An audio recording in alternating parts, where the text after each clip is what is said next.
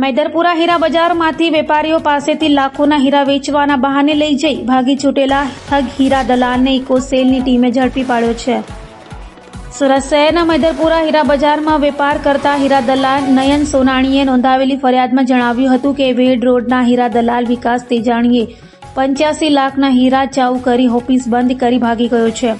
આ અંગે મેદરપુરા પોલીસે ફરિયાદ લઈ તપાસ હાથ ધરી હતી અને બાતમીના આધારે ઇકોસેલની ટીમે ઠગ એવા વિકાસ દેવરાજ તેજાણીને ઝડપી પાડ્યો હતો અને તેનો કબજો મેદરપુરા પોલીસને સોંપવાની તજવીજ હાથ ધરી હતી।